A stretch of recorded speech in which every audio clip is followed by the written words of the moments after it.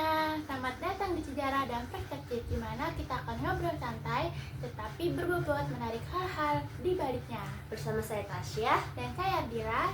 Kali ini kita akan membahas tentang era berpengaruh dalam sejarah Indonesia. Bener banget, era yang paling banyak pembangunan juga paling banyak kontroversinya juga nih.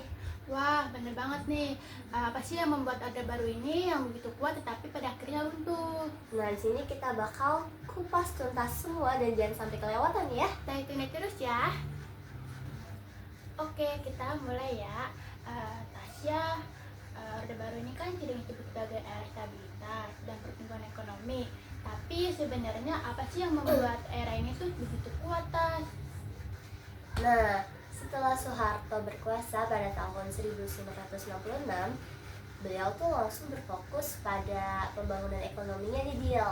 Terus juga pemerintahan mulai mengajak investor asing masuk dan membuat suatu program Repelita atau biasa disebut juga rencana pembangunan 5 tahun dan meningkatkan sektor pertanian.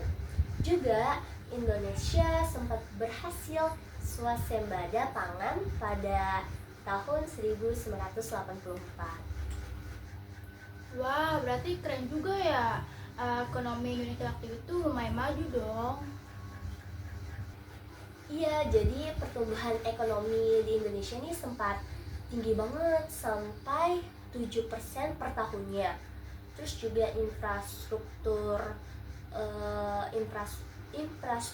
juga berkembang pesat seperti jalan raya, terus waduk, dan proyek besar lainnya dibangun. Tapi sayangnya nih Dil, pembangunan ini nggak merata banget. Kayak yang makin kaya, yang miskin yang makin miskin gitu. Nah, ini nih yang sering dikritik teman-teman.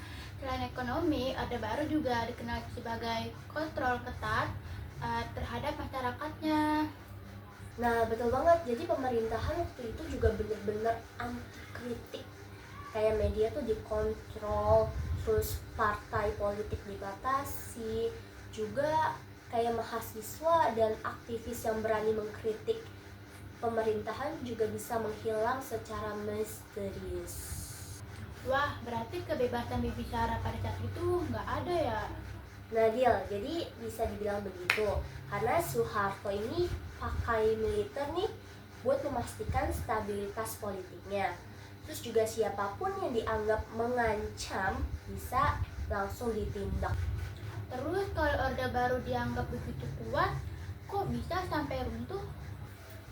Jadi nih Dil, krisis ekonomi pada tahun 1997 sampai 1998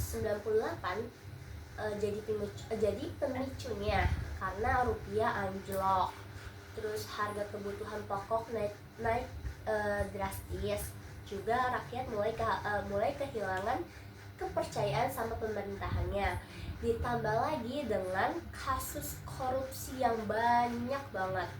Akhirnya nih kayak mahasiswa tuh besar-besaran memaksa Soeharto untuk mundur pada Mei 1998. Jadi ada sisi positif dan negatifnya nih teman-teman. Nah, di sisi positif juga negatif ya, kita jadikan pelajaran ya teman-teman. Wah, setuju banget nih. Itu aja berat kita sampai hari ini. Semoga menambah wawasan kalian semua. Terima kasih buat semuanya yang udah mendengarkan video kita kali ini. Jadi sampai jumpa lagi. Dadah.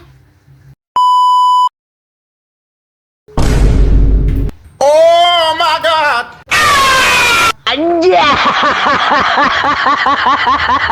岡ちゃんが教えてくれた。Oh!